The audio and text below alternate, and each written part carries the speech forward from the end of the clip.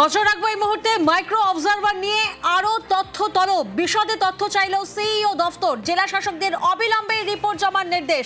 ঠিক কি নির্দেশ দেওয়া হয়েছে? সোমরাজ আমাদের সঙ্গে রয়েছেন। সোমরাজ, দেখো, রাজ্যের মুখ্য সচিব নন্দিনী চক্রবর্তীকে ইতিমধ্যেই চিঠি দিয়েছেন রাজ্যের মুখ্য নির্বাচনী আধিকারিকের দপ্তর। গতকাল সন্ধ্যাবেলার পর রাজ্যের তরফে ৮৫০৫ জনের অফিসারদের যে নামের তালিকা পাঠানো হয়েছে জাতীয় নির্বাচন কমিশনে, তা নিয়ে আরো বিশদে তথ্য চাওয়া হলো নির্বাচন কমিশনের তরফে নবান্নের থেকে। মূলত জানতে চাওয়া হয়েছে তাদের বাড়ি কোন জেলায়, তারা কোন জেলায় চাকরি করেন, তাদের ভিজিলেন্স ক্লিয়ার আছে নাকি, একাধিক তথ্য চাওয়া হয়েছে রাজ্যের মুখ্য সচিবের থেকে রাজ্যের মুখ্য নির্বাচনী আধিকারিকের দপ্তরের তরফে। এবং তারপর রাজ্যের মুখ্য সচিবের তরফে প্রত্যেকটি জেলার জেলাশাসককে নির্দেশ দেওয়া হয়েছে আজ দুপুরের মধ্যেই এই তালিকা জমা দেওয়ার জন্য। ইতিমধ্যেই এই তালিকা প্রস্তুত করা শুরু করে দিয়েছেন বিভিন্ন জেলাশাসকরা।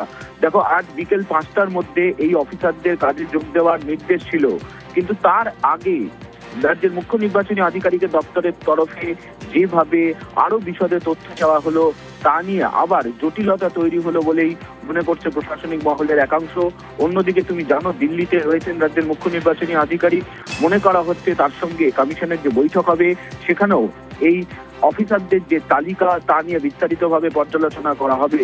ফলত সেই জায়গায় দাঁড়িয়ে ৮৫০৫ জনের যে নামের তালিকা পাঠানো হয়েছে, যে তালিকা নিয়ে আরো বিশদে তথ্য চাওয়া হলো এবং তথ্য চাওয়ার পরেই নবান্নের তরফে বিভিন্ন জেলাশাসকদের নির্দেশ দেওয়া হয়েছে যাতে দুপুরের মধ্যেই এই বিস্তারিত তালিকা, অর্থাৎ সংশ্লিষ্ট জেলায় যারা অফিসার রয়েছেন যাদের নাম দেওয়া হয়েছে এই এসআইআর এর কাজের জন্য, তারা তাদের বাড়ি কোন জেলায়, তারা কোন জেলায় চাকরি করছেন এবং তাদের ভিজিলেন্স ক্লিয়ার আছে নাকি, যেটা সব থেকে গুরুত্বপূর্ণ বিষয় যে কমিশন জানতে চাইছে যাদের নাম দেওয়া হলো ৮৫০৫ জনের, তাদের ভিজিলেন্স ক্লিয়ার রয়েছে নাকি সেটা জানাতে হবে নবান্নকে।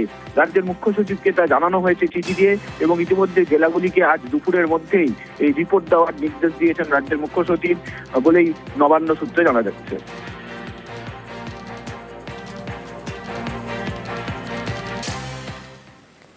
পশ্চিমবঙ্গে ভোট ঘোষণা মার্চে।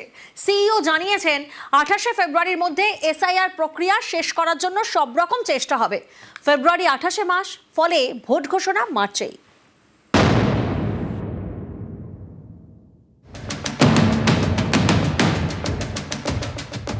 ভোটের দিন কবে ঘোষণা করবে নির্বাচন কমিশন, কবে হবে ভোট, এই সব প্রশ্ন ঘিরে জোর জল্পনা। এরই মধ্যে সোমবার পশ্চিমবঙ্গের মুখ্য নির্বাচনী আধিকারিক জানিয়েছেন ২৮শে ফেব্রুয়ারির মধ্যে এসআইআর প্রক্রিয়া শেষ করার জন্য সব রকম চেষ্টা করা হবে। না, কাজ তো চলছে, আমাদের কাজ তো চলছেই। মাইক্রো অবজারভার তো হেল্প করবে, আগে তো ওদের ট্রেনিং হবে, তারপরে ওরা হেল্প করবে, কোনো প্রবলেম নেই, কাজ চলবে। ইয়ারও কাজ তো চলবে। বাকি কোথায় আছে শুনানি? খুব বেশি তো বাকি নেই শুনানি। তার মানে 28 তারিখের মধ্যে চূড়ান্ত ভোটার তালিকা প্রকাশ করা সম্ভব হবে? হ্যাঁ, সব চেষ্টা আছে। ফেব্রুয়ারি ২৮শে মাস, ফলে ভোট ঘোষণা মার্চেই। পশ্চিমবঙ্গের শুনানির শেষ দিন ছিল ৭ই ফেব্রুয়ারি, কিন্তু ওই দিনের মধ্যে সব জায়গায় শুনানি শেষ করতে পারেনি কমিশন। তাই সময়সীমা বাড়ানোর জন্য দিল্লিতে চিঠি দেন সিইও। এরই মধ্যে সোমবার সুপ্রিম কোর্টে মমতা বন্দ্যোপাধ্যায়ের করা মামলার শুনানি হয়। শুনানিতে স্ক্রুটিনির জন্য ন্যূনতম আরও ৭ দিন সময় দিয়েছে শীর্ষ আদালত, অর্থাৎ চূড়ান্ত ভোটার তালিকা প্রকাশ করার দিনও পিছোচ্ছে। খসড়া তালিকা বেরোনোর পর যুক্তিগ্রাহ্য তথ্য বিভ্রাটের তালিকা ধরে ভোটারদের হিয়ারিংয়ে ডাকছে নির্বাচন কমিশন। এই তালিকায় নাম রয়েছে প্রায় ১ কোটি ভোটারের। রোজই রাজ্যে নানা প্রান্তের শুনানি কেন্দ্রে দীর্ঘ লাইন। এই পরিস্থিতিতে সংশয় দেখা দেয় আদৌ শুনানির সময় শেষ হবে কিনা। শনিবার যেদিন শুনানি শেষ হওয়ার কথা ছিল, সেদিনই সিইও দপ্তর জানিয়ে দেয় বেশ কয়েকটি বিধানসভা কেন্দ্রে শুনানি বাকি।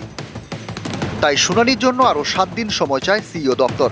এই শুনানির সময়সীমা পিছলে অন্যান্য সব ডেডলাইনও পিছবে। এরই মধ্যে দিন সুপ্রিম কোর্ট চূড়ান্ত ভোটার তালিকা প্রকাশে আরও অন্তত ৭ দিন সময়সীমা বাড়িয়েছে। এদিকে এদিনই সিইও জানিয়েছেন এসআইআর এর সব কাজ ২৮শে ফেব্রুয়ারির মধ্যে শেষ করার চেষ্টা হবে। এতেই স্পষ্ট পশ্চিমবঙ্গে বিধানসভা ভোটের ঘোষণা হবে মার্চে।